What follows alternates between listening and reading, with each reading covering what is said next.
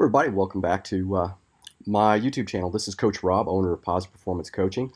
And many of my viewers will be very surprised to see me in a very different setting. I am kicked back. I am relaxed. I'm hanging out on the back deck here at the house and thinking about all the things that I want to share with you guys and gals this winter. Now, the title of this may look like a little bit of clickbait, but it is 100% true. And before we jump into what that means, I want to take a moment to thank all of the new viewers. So the Training Factors webinar knocked it out of the park, apparently, and it now is the second most watched video on the channel. And everything, well, not say everything, but there will be a priority over the next several weeks, couple of months on those training factors. So all the workouts that you're about to see are going to come out in succession in support of the Training Factors webinar. So please remember to go back and watch that. I also strongly advise that if you are also interested in some of the more advanced workouts that are going to be coming in the very near future, those that require things like a power meter and a heart rate monitor, you will definitely want to go back and check out the webinar also on training and testing with a power meter and heart rate monitor, so you can get your training zones in place to be ready for these upcoming workouts, because I'm giving away workouts. Now, that doesn't mean that I am going to be setting up your training plan or things like that. You can certainly pick up some really good tips from this channel and others, of course, to learn how to do that. But I am going to be putting my money where my mouth is and showing you exactly how to get the most out of a workout and apply it to a training factor. All right, so back to that title. This will make you faster in 3 to 4 weeks. So what we're going to be talking about today is the training factor speed. That is also known as cadence.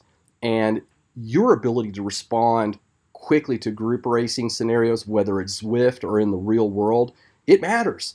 And I think the best way to do this is to think about your history as an athlete. Have you ever fallen off the back of a fast group? Do you struggle to hang on to a pacing bot inside of Zwift now that those are a new thing? And have you been shocked to see how a fellow competitor just seems to have endless snap, the ability to constantly respond to changes? If you answered yes to even one of these things, you're discovering a performance limiter. And that performance limiter in your particular practice is going to be speed, also known as cadence. And we can develop this quickly. Many of the people that I've worked with over the years find out very quickly that I'm right, and that this is something that is probably the closest thing that we have as coaches in cycling as a light switch, on, off. The ability to get you exactly where you want to be as an athlete very, very quickly. This is the one training factor that does move fast. So in 3 to 4 weeks, with a focus of just 2 to 3 times a week, for roughly 30 minutes at a time, you can go from being a pedal masher to a hummingbird with one workout, just one workout. Now, I have many variations on a theme of speed development workouts, and we'll get to that. But in this one workout, if all you ever did was 2 to 3 times a week, 30 minutes, and you listen and you follow closely along, you're going to be shocked at how well you can do in just 3 to 4 weeks. Now, I'll add to this, I think it comes up at the end of my notes, is that I do have a training plan that goes out to 6 weeks. The 6-week plan will just enforce this. And I will also add that in that 6-week plan, there's more than one workout to help you with this. Okay, so let's go ahead and talk about this. The other thing, too, is that this is the perfect time of the year to be working on this training factor. It depends, too, a bit where you are in the world. My athletes, those folks that I coach, they're all predominantly here in North America. And there have been other years where I've coached other people in Europe and Australia and Asia, many island nations and things like that. But right now, most of the people I'm working with are focused in North America, so this is timely to them. Please remember that when I started this channel, it was primarily in support of the people that I coach, to give them additional material or things they could fall back on when they might not be able to reach me. Why is it a perfect time? Well, this is a low stress. This is a really low fatigue thing that you can be doing. And it's kind of foundational. If you go back to the Training Factors webinar, you're quickly going to discover that working on speed and endurance is what we're supposed to be doing at the beginning of the off season. If you haven't started your off season, you might want to go back to my previous, not webinar, but coach's log on cross training. that will also help you get ready for this. When we start talking about how to develop speed, most of it is neuromuscular. And we need to understand that there are some things that you must be concerned about before you start this kind of a workout. Because it's a neuromuscular style of training, if you have had any kind of knee injury or other lower body joint or tendon injuries, or recovered recently from a surgery related to one of these things, then this workout isn't for you. Okay? You need to rehab, you need to recover, and you need to get full sign off from a doctor before ever doing this kind of a workout, because when I said and used the word snap, think about that. These are small explosive efforts under very low strain, but still it may not be right for you if you're dealing with any kind of prior recent injury or current injury. As always, though, make sure that you talk to a medical professional, your medical professional, before attempting any new training. The following workout can be done either indoors or outdoors. I would prefer that you do these on trainers simply because it's a little bit easier to manage the effort. I also find that outdoors we deal with a lot of other variables such as wind and terrain elevations that could impact this, meaning that you can't get into a gear that's low enough or easy enough to spin at these intensities.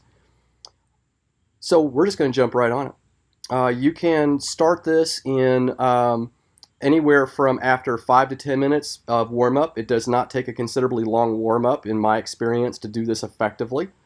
You're going to want to make sure that in your gearing setup, regardless of whether you're running a compact, one by, or anything like that, to remember, one by, of course, you don't have a choice. You're going to be in the one ring up front, but you're always going to want to be in the smallest possible ring that you have up front.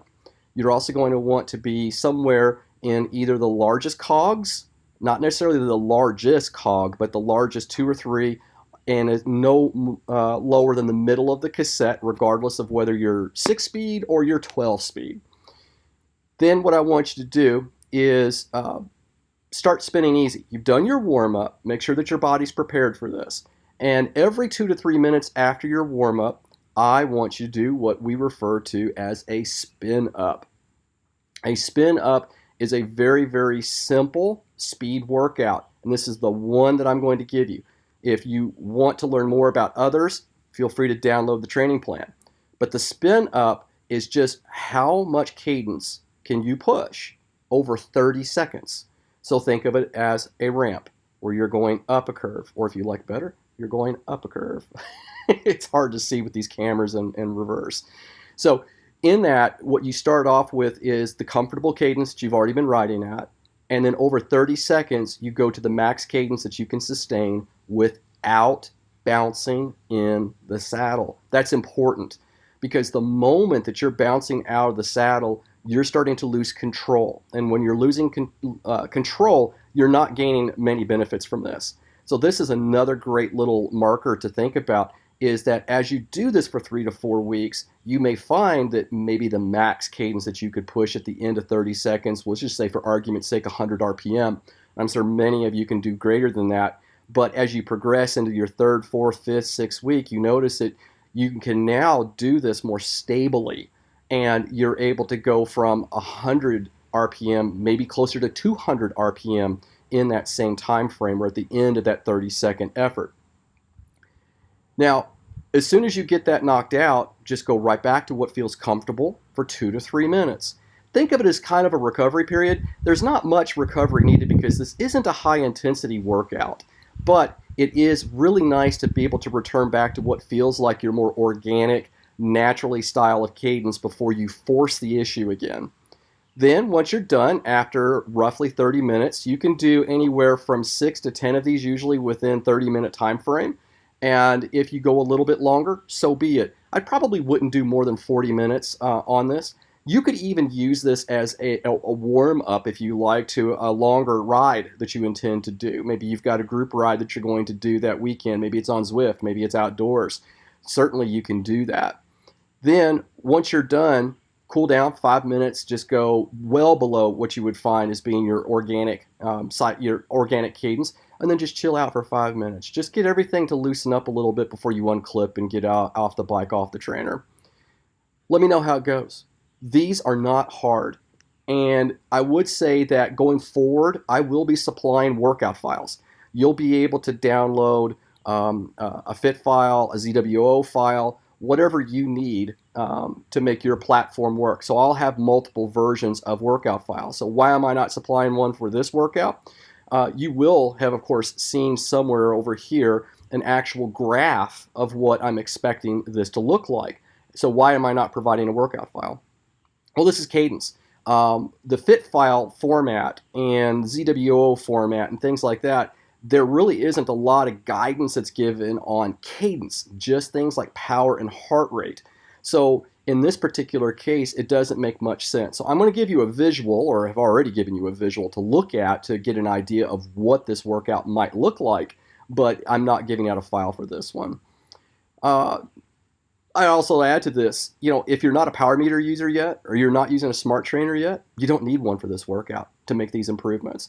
There are a handful of workouts that I give to folks that are new to the practice. Maybe they're getting their very first power meter and they're not sure where to start. Well, this is one of those workouts. So this is one of those nice entry places where you can make really quick, critical gains without having to spend a small fortune on equipment. As I said earlier, if you would like to learn more about this and you would like to have a training plan that gets you through 4 to 6 weeks worth of training that focuses 100% on speed, there's a small focus on endurance as well with that training plan that will prove helpful. But we are going to talk more about training at endurance levels on the next show, probably next week. All right, everybody, I hope that you find this workout helpful. Let me know how it goes, and don't forget to visit all those links that I shared with you. They will be in the show notes. And I do want to add one more thing. If you ever find a link in any of my show notes that redirects you to something like Amazon, that is an affiliate link. And I do make a very, very, very small minimal fee from anything that you purchase from those links. It's greatly appreciated. It will eventually help support the channel. I have not made my my fortune doing that. Certainly not happening anytime soon. And don't forget to subscribe and like and hit that bell notification. So all those new viewers out there that enjoyed watching that webinar, it would be greatly appreciated if you want to see more content coming out of the channel to start sharing and subscribing. Thanks, everybody. Have a great rest of your training week, and I can't wait to hear how this goes for you.